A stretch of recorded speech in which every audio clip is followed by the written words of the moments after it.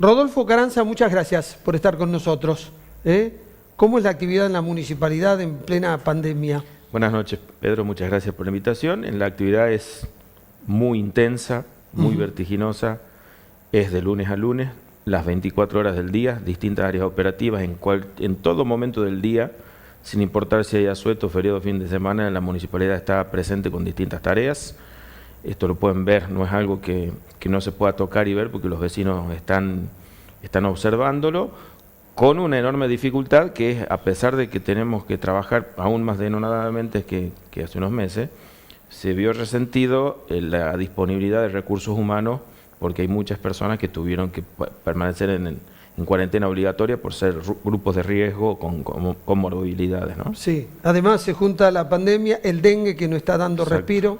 Vamos a hablar sobre las dos cosas. En materia de pandemia, después del discurso del presidente el sábado, muchos se preguntaron si en Capital ya se podía salir a caminar estos 500 metros durante una hora. Pero realmente somos uno de los distritos que va a demorar mucho más en flexibilizar por la presión demográfica, o sea, la cantidad de gente que vive en Capital y además la cantidad de gente que podría venir desde otro municipio. Totalmente. Fuera de Cava, somos el distrito más densamente poblado de la Argentina y nos unen características muy similares. San Miguel de Tucumán tiene las mismas características que la capital federal. Mucha gente de los municipios vecinos e incluso del interior de la provincia, aunque están un poco más alejados, tienen que venir acá porque muchos trámites, gestiones y atenciones se concentran en San Miguel de Tucumán. Esto hace que haya un enorme flujo de gente permanentemente, se lo puede percibir con mayor nitidez a la mañana y esto hace que tengamos que extremar los recaudos, extremar las medidas, porque en muy poco espacio geográfico concentramos enorme cantidad de población. Claro, además aquí están en muy pocas cuadras, están concentradas organismos nacionales, organismos del Estado, el sector comercial está muy concentrado. El financiero. El sector financiero. Entonces, a ver. Sí, claramente, son digamos. Convocantes. Exactamente, digamos, la gente que viene al centro no viene porque tenga ganas de pasear, verdaderamente necesita hacer sus gestiones, sus trámites, abrir sus negocios, ocupar sus oficinas o trabajar en sus puestos de trabajo, sea en el Estado, sea en la actividad privada, sea en los bancos, sea en el ANSES o en cada uno de los organismos que permanentemente están llevando adelante tareas todo el tiempo. Ahora, Rodolfo Carranza, esto tiene una contracara, o sea, vamos a ser de los últimos que flexibilizamos las actividades comerciales, la actividad normal, pero esto va a tener un mayor impacto que en otros distritos que van a poder flexibilizar antes. Sin duda, ¿no? Esto nos toca participar, estamos incorporados al Comité Operativo de Emergencia de la provincia y hay una tensión permanente que uno lo ve, ¿no? Entre quienes velan por la salud y la seguridad de los tucumanos y quienes también tienen y tenemos que velar por el desarrollo económico. Esto está resintiendo claramente la actividad económica a niveles que todavía no somos conscientes, pero va a ser muy grave.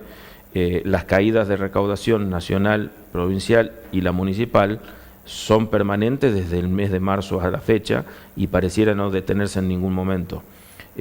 Todas estas cuestiones hacen que se conspiren, ¿no? Porque por un lado nuestra recaudación está atada a la actividad económica. La actividad económica está restringida. Esa restricción parece que va a llevar bastante más tiempo que en otros lugares del país levantársela paulatinamente.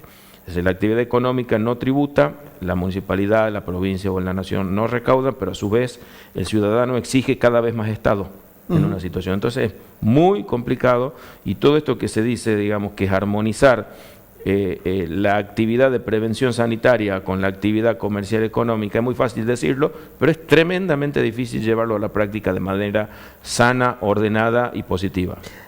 Rodolfo Carranza, los estudios te permiten saber que en sociedades siempre hay tensiones y hay decisiones que no dejan satisfecho a todos y que hay situaciones que tienen costo. Aquí hay un costo inevitable. El tema es cómo le haces entender a los distintos sectores que cada uno tiene que pagar su costo, porque todos creen que pagan el mayor costo que el otro. Sí. Y puede ser por la actividad que uno desarrolla y por las características sociales. Obviamente el que tiene un bar va a sentir que tiene mayor impacto que el que es odontólogo o el que es arquitecto tiene otra función, ¿no? Ahora, ¿cómo se compatibiliza? Porque yo lo que observo es lo siguiente. Ustedes están trabajando de lunes a lunes por la pandemia y el dengue, y después van a trabajar de lunes a lunes por las demandas sociales y las tensiones sociales que van a quedar post pandemia. Eso es así, claramente. Como decía un periodista de un medio gráfico local, tenemos del Asia nos llegó el coronavirus, tenemos la epidemia del dengue del subtrópico, y lo peor es lo que se va a venir, que es la malaria económica, ¿no? Esto es muy grave. Espero que estemos en condiciones de asumir esa responsabilidad que usted mencionaba hace un momento, donde todos creemos que nos llevamos la peor parte, pero en definitiva la peor parte es generalizada. Claro. No hay sector. Yo no me atrevo a decir que haya un sector que salga beneficiado de esta situación, ni aun aquellos que creen que los que producen alimentos, medicación, insumos médicos están haciéndose el gran negocio. Tengo mis serias dudas de que esto sea así, y eso afecta enormemente a toda la economía. Ayer veía una viñeta de una publicación en Madrid muy gráfica y elocuente. Era un cementerio con muchas lápidas, y delante de lápidas llorando, y decía restaurante, estética, sí, manicura, empresa, obras de arquitectura. Si en los países centrales del mundo, que están muchísimo más preparados y que venían con una solvencia económica y fiscal superior a la nuestra, están padeciendo esta situación, no tenemos por qué ser ajenos nosotros, y nos va a golpear mucho. La caída del PBI, que aparentemente es un término que solo lo manejan los economistas, pero le impacta a la gente. Sí. Vamos a ser más pobres, todos, absolutamente todos, empresarios, trabajadores, empleados, actividad independiente, y si a todo eso además le tenemos que sumar que en nuestra provincia hay, y en toda la región no, a un 47% aproximadamente de actividad informal económica, estamos, no te diría en el peor de los mundos, pero muy cerca de ello. Bueno, acá va a haber comercios que no van a poder abrir. Sin duda. Ya hay comercios que no pudieron pagar o pagaron solo el 60% del salario de marzo, con una cuarentena que comenzó el 20. Exacto. Ahora tenemos todo abril completo sin actividad. Así es. Bien, esto va a generar desocupación.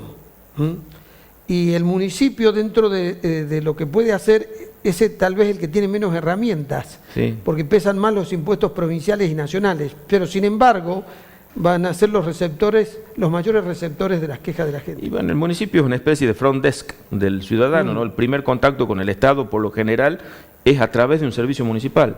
Y esto se lo percibe claramente. Nosotros, en nuestra medida, que es muy poca, digamos, de hecho, en la carga fiscal y la presión impositiva, es mínimo el impacto del impuesto y la tasa municipal comparada con todas las otras, que no solo son provinciales, nacionales, sino hay muchas.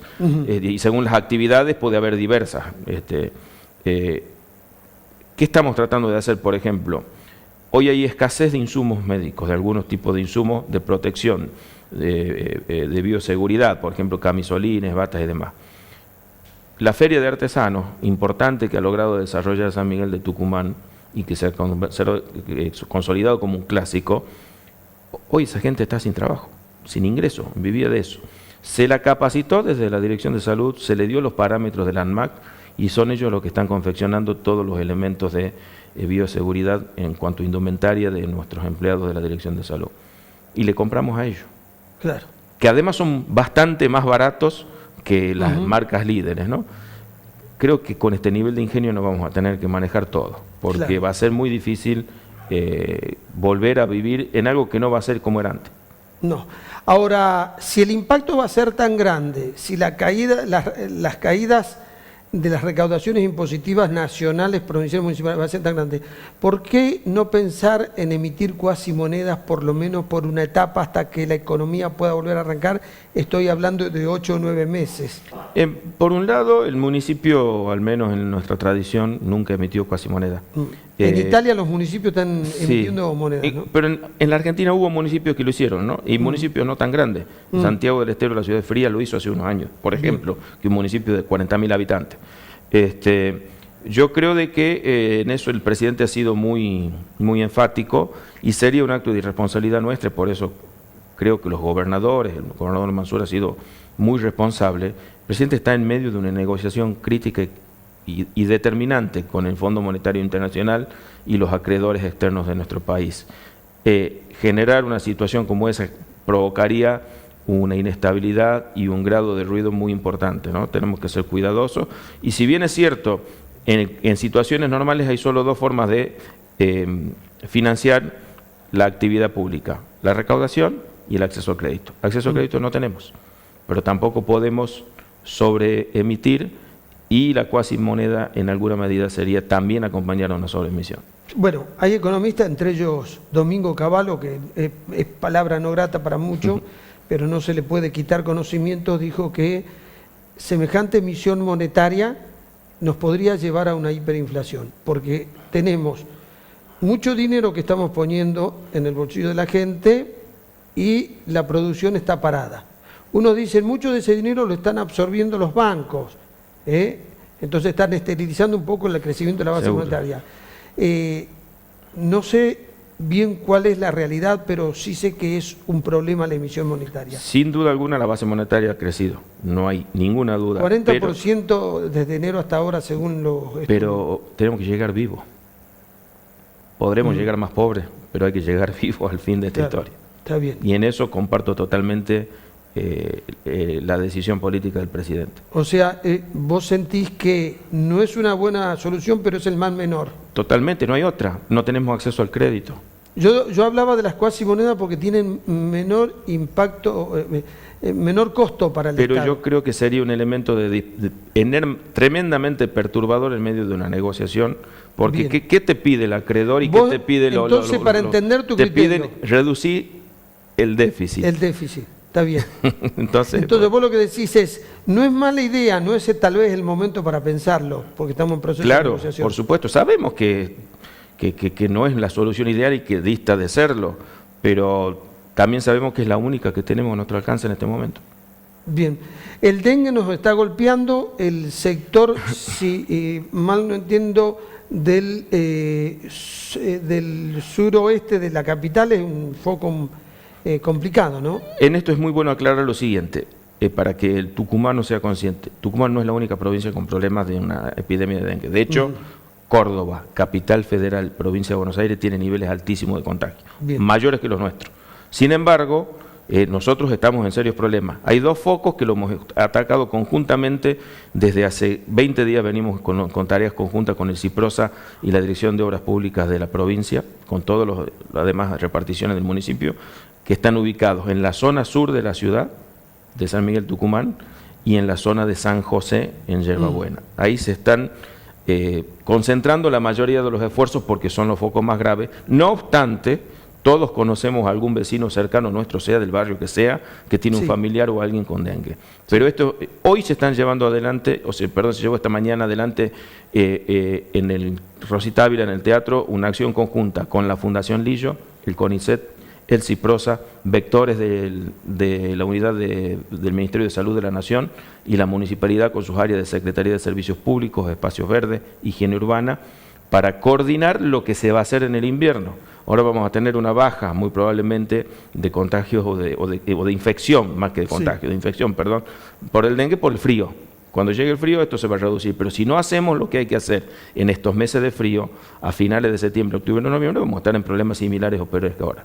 ¿Qué explicación dan los profesionales de por qué nos ocurrió esto? Porque nosotros la batalla contra el dengue la veníamos ganando y muy bien. Son, lo poco que yo escuché, digamos, es una epidemia que se repite cada 4 años aproximadamente, donde las condiciones de cambio climático influyen mucho, pero también la conducta ciudadana. No alcanza la actividad del Estado, ni de la Fundación Lillo, ni del CONICET, ni de la provincia, ni del municipio, si el vecino en el fondo de su casa no hace los deberes. Por supuesto. Es más, si el vecino no hace lo que tiene que hacer, tendría una actitud casi de boicot hacia lo que hace el Estado. Exactamente. Porque uno fumiga, mata al mosquito, pero la larva, una hembra pone 200 huevos, así que fíjense la dimensión de la reproducción. En eso tenemos que ser muy responsables, porque parte también, así como del coronavirus nos cuidamos entre todos, en el dengue es lo mismo. Exactamente. Exactamente igual. Bien, última pregunta. Hubo muchas especulaciones y análisis de todo tipo por la última reunión entre el intendente Germán Alfaro y el gobernador de la provincia, que no se dio a conocer mediante publicación oficial.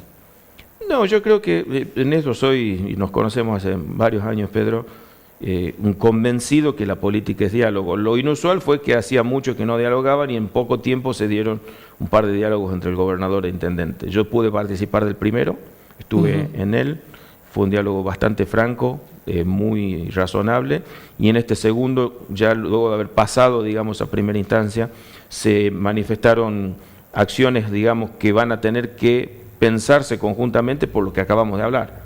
El problema fiscal y el problema de cuentas públicas que tenemos en el municipio y en la provincia, tenemos que encararlo conjuntamente, porque nos alcanza todo y el mismo que el resto de los municipios de la provincia. Y en este aspecto,